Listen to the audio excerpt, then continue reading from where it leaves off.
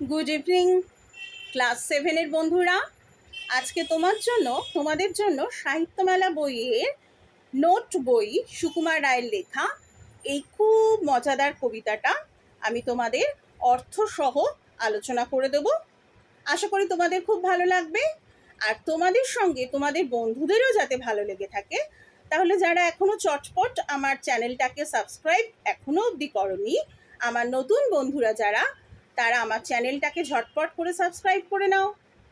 আর গৌরীদির সান্ধ্য পাঠশালা ইউটিউবে গিয়ে সার্চ করলেই এটা পেয়ে যাবে। তোমরা সাবস্ক্রাইব করে আমার চ্যানেলটিতে বেল বাটন বাজিয়ে দেবে, তাতে তোমরা সমস্ত নোটিফিকেশন পেয়ে যাবে। যে সমস্ত পড়া করাচ্ছি তোমরা পরে ইউটিউবে গিয়ে সমস্ত দেখতে পেয়ে যাবে। আর আমার যে শ্রদ্ধেয় গার্জিয়ানরা রয়েছেন, বড়রা রয়েছেন, প্যারেন্টসরা রয়েছেন, প্রত্যেককে আমার সশ্রদ্ধ প্রণাম। আচ্ছা, প্রত্যেকে আমার চ্যানেলটিকে ভালোবেসে কিছু লিখলে, কমেন্টসে জানালে আমি আরও নিজেকে উন্নত করতে পারবো, আরও ভালোভাবে পড়াতে পারবো এবং তোমাদের পাশে আরও বন্ধুর মতো থাকতে পারবো। তাই প্রত্যেককেই অনুরোধ করছি যে আমার চ্যানেলটিকে প্লিজ সাবস্ক্রাইব করো, লাইক করো, শেয়ার করো প্রচুর, এবং কমেন্টসে জানিও কার কোনটা ভালো লাগছে, কোনটা অসুবিধে হচ্ছে, কিভাবে পড়ালে আরও ভালো হয়, আর কার কোনটা আলোচনা করলে সুবিধে হয়। কেমন? তাহলে এবার আমি ক্লাস 7-এর বন্ধুদের জন্য নোট বই, সাহিত্যমেলা বই থেকে নোট বই সুকুমার রায়ের পাঠ্য। এই সুকুমার রায়ের কবিতা বা সুকুমার রায় সম্পর্কে বলার মতো অপেক্ষা রাখে না, কারণ কবি সুকুমার রায় সম্পর্কে আমরা সবাই জানি। হ্যাঁ, কবি সুকুমার রায়ের লেখা ছোট আবোল তাবোল, হযবরলা ক্লাস 6-এই আমরা পড়েছি। র্যাপিড রিডারে আমাদের হযবরলা ছিল ক্লাস 6-এ। আবোল তাবোল, পাগলা দাশু ইত্যাদি স্রষ্টা সুকুমার রায়। যে সমস্ত ছোট বন্ধুরা এখনও এই গল্পগুলো, হযবরলা তো সবাই পড়েছো, কারণ 6-এর থেকে প্রমোশন পেয়ে তোমরা 7-এ উঠেছো। 6-এ হযবরলা র্যাপিড হিসেবে সবাই পড়েছো।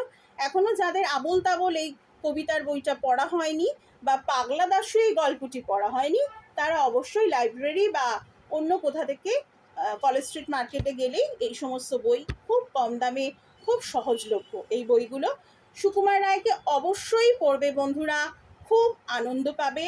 অনাবিল হাস্যরসের সৃষ্টিকর্তা কবি সুকুমার রায়, এবং তোমাদের ছোটদের জন্যই বিশেষত উনি লিখেছেন। হ্যাঁ, তাই সুকুমার রায়কে না জানলে এই বয়সে যে আনন্দ তোমাদের সময়ে, তোমাদের যে কৈশোরকালের যে শৈশবের আনন্দ, সেটা মাটি হয়ে যাবে যদি সুকুমার রায় না পড়ো।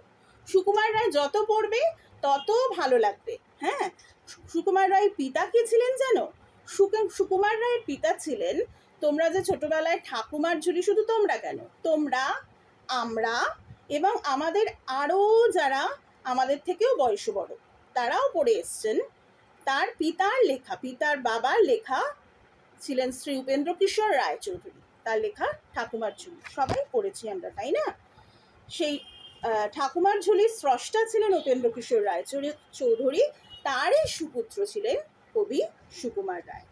প্রত্যেক বাঙালির শৈশবে জড়িয়ে আছেন এই কবি, এবং অবশ্যই সাহিত্যিক।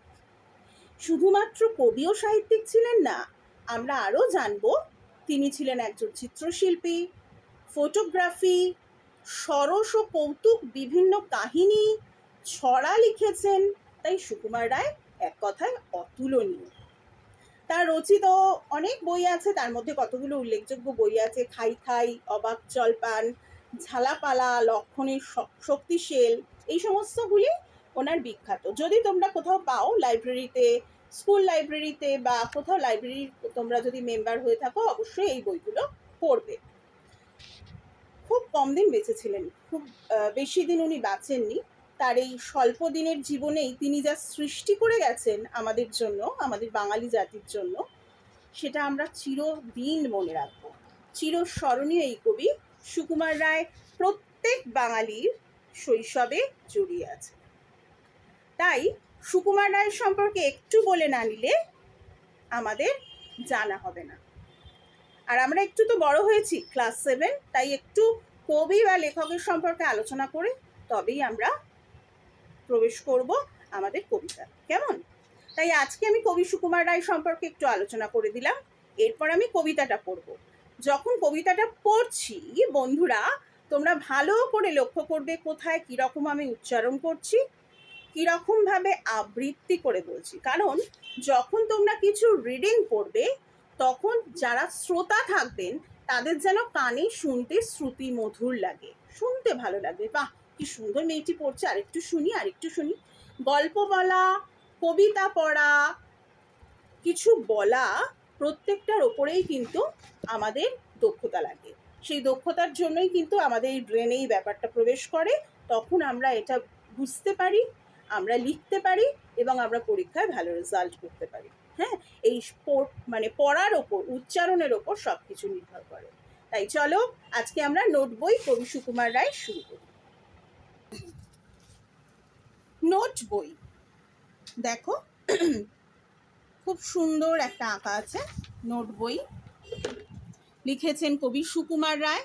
যখনই আমরা পড়বো বন্ধুরা, প্রথমে কবিতার নাম বলবো, তারপর কবির নাম বলবো। নোট বই সুকুমার রায়। এই দেখো পেন্সিল, নোটবুকে হাতে, এই দেখো ভরা সব কিলবিল লেখাতে। ভালো কথা শুনি যেই, চটপট লিখি তাই। ফড়িংয়ের কটা ঠ্যাং, আরশোলা কি কি খায়। আঙুলেতে আঠা দিলে কেন লাগে চটচট। কাতুকুতু দিলে গরু কেন করে ছটপট। দেখে শিখে পড়ে শুনে বসে মাথা ঘামিয়ে নিজে নিজে আগাগোড়া লিখে গেছি আমি। কান করে কটকট, ফোঁড়া করে টনটন। ওরে রামা ছুটে আয়, নিয়ে আয় লণ্ঠন। কাল থেকে মনে মোর লেগে আছে খটকা। ঝোলাগোড় কিসে দেয়, সাবান না পটকা। এই বেলা প্রশ্নটা লিখে রাখি গুছিয়ে, জবাবটা জেনে নেব মেজদাকে খুঁচিয়ে। পেট কেন কামড়ায় বলো দেখি, পারো কে। বলো দেখি ঝাঁঝ কেন জোয়ানের আড়কে। তেজপাতে তেজ কেন, ঝাল কেন লঙ্কায়। নাক কেন ডাকে আর পিলে কেন চমকায়। কার নাম দুমদুভি, কাকে বলে অরণি। বলবে কি তোমরাও নোট বই পড়নি। আশা করি কারোর কোথাও অসুবিধে হয়নি উচ্চারণ করতে। আমার সাথে বারবার শুনবে আর আমার সাথে সাথে এইভাবে পড়বে। দেখো, অর্থটা বুঝিয়ে দেওয়ার মতো কিছু নেই, খুব সহজ সাবলীল ভাষায় সুন্দর লেখা। তোমাদেরই বয়সী, যখন লেখক নিজেকে মনে করছেন, যখন ছিলেন তখন ছোট, তখন উনি বলছেন ওনার নোটবুক ছিল একটা, অনেকেরই থাকে ছোটবেলায় একটা নোটবুক বা একটা ডায়েরি।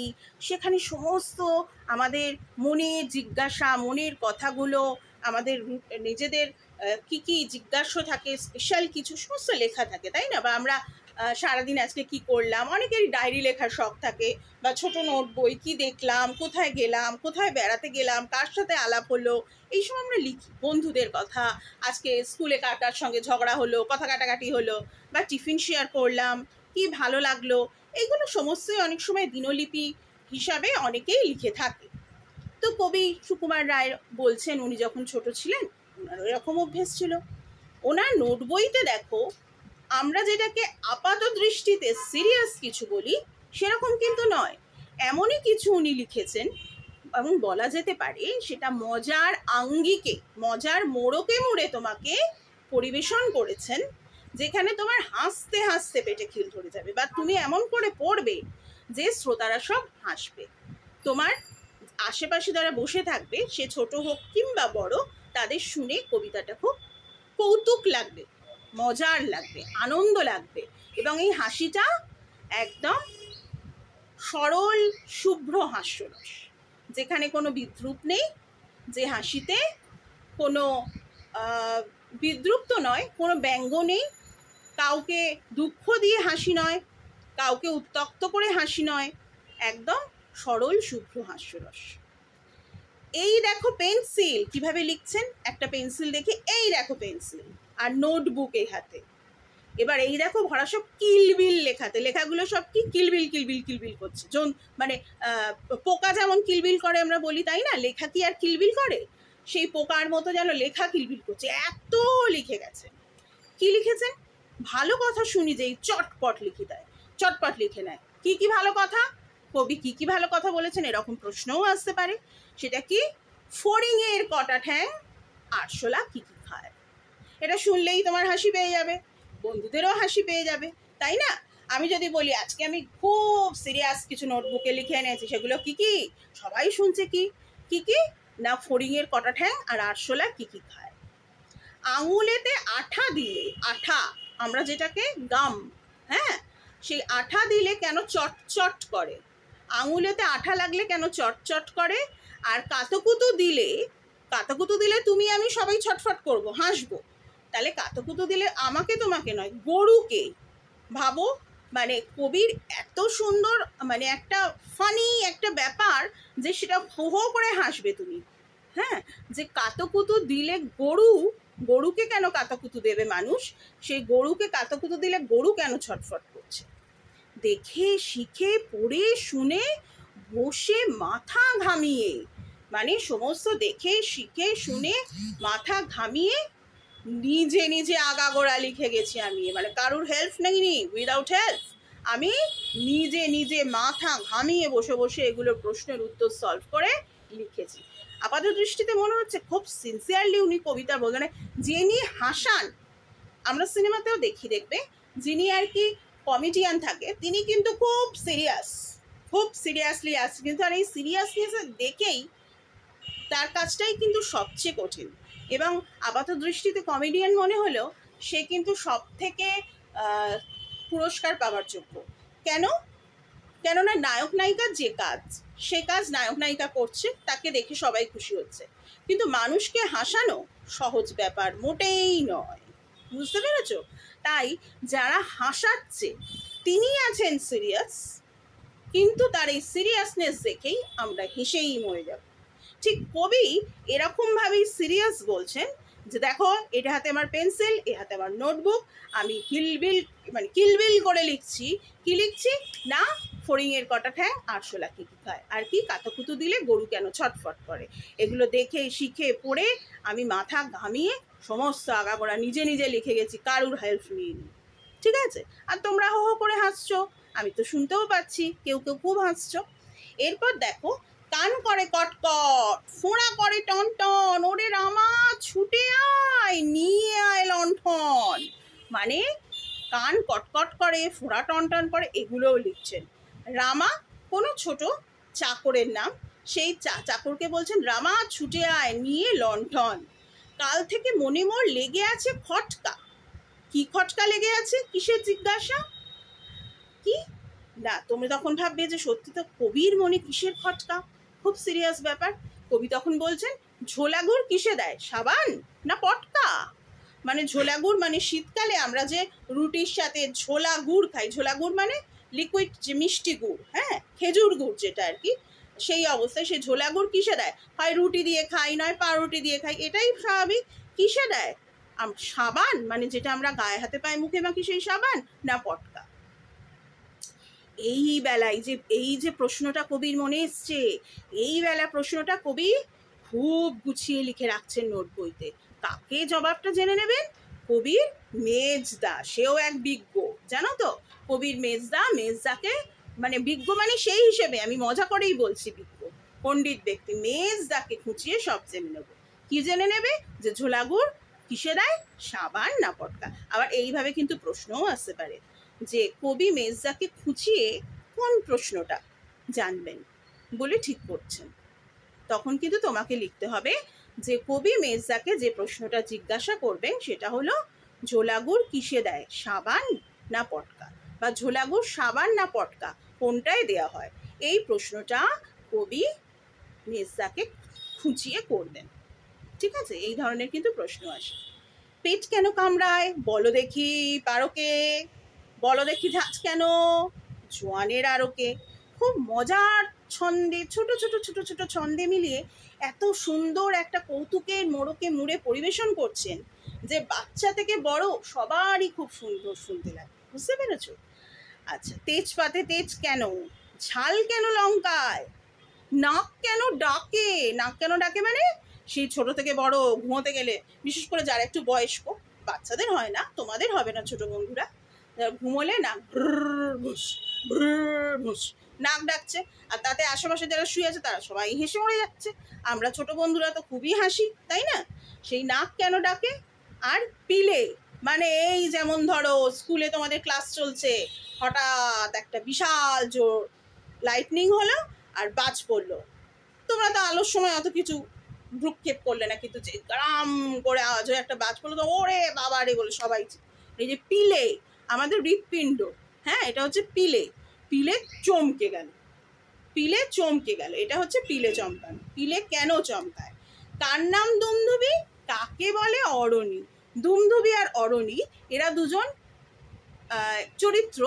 এই চরিত্রগুলো সম্পর্কে, অরণি আর দুমদুবি এই চরিত্রগুলো সম্পর্কে আমি যখন প্রশ্ন উত্তর করাবো তখন শর্ট নোটে আলোচনা করে দেবো। হ্যাঁ, কাকে বলে অরণি, বলবে কি, অনেকগুলো তোমাদের প্রশ্ন করলাম প্রথম থেকে। ফড়িংয়ের কটা ঠ্যাং, আরশোলা কি কি খায়, কাতুকুতু দিলে গরু ছটফট করে কেন, কান কেন কটকট করে, ফোঁড়া কেন টন টন করে, ঝোলা গুড় কিসে দেয় সাবানে না পটকায়, পেট কেন কামড়ায়, ঝাঁজ কেন জোয়ানের আড়কে, তেজপাতে তেজ কেন, ঝাল কেন লঙ্কায়, নাক কেন ডাকে, পিলে কেন চমকায়, কার নাম দুমদুবি, কাকে বলে অরণি। এতগুলো প্রশ্ন করেছেন, কিন্তু কেউ তো বলতেই পারছো না। কেন বলতে পারবে? এগুলো তো কোনো প্রশ্নই নয়, তাই না? এগুলো তো কবি তোমরা যাতে মজা পাও সেই জন্য করেছেন। তাই কবি বলেছেন বলবে কি, তোমরাও তো আমার মতো নোট বই পড়ো। তাহলে আমরা শেষ করলাম নোট বই কবিতাটা পড়া এবং প্রত্যেকটা অর্থ আলোচনা করার কিভাবে প্রশ্ন আসে সেগুলো একটু বলে দিলাম। হ্যাঁ, তো এই কবিতাটা শুধু পড়বেই না, আনন্দ করে বারবার পড়বে, এবং যদি কোনো পাড়ায় প্রোগ্রাম হয়, ফাংশন হয়, তখন এটা কিন্তু আবৃত্তি করে বলবে, কেমন? আচ্ছা, দেখবে সবাই খুব খুব তোমাদের সুখ্যাতি করবে, প্রশংসা করবে। কবিতাটা বলতে শুনতে দুটোই খুবই ভালো লাগে, আর যে বলছে তারও যেমন মজা লাগে, যারা শুনছেন তারাও খুব মজা পান।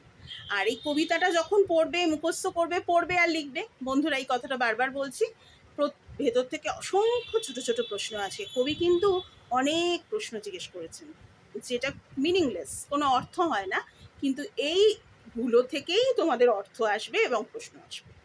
আর প্রত্যেকটা লাইন তুলে এমসিকিউ আসতে পারে, শূন্যস্থান পূরণ আসতে পারে, তাই কবিতাটা অবশ্যই মুখস্থ করতে হবে। আর যেটা মুখস্থ করব সেটা হাত চাপা দিয়ে বলবো এবং খাতায় লিখে আবার কারেকশন করবো। ঠিক আছে? এটাই হবে কিন্তু আমাদের পড়ার নিয়ম।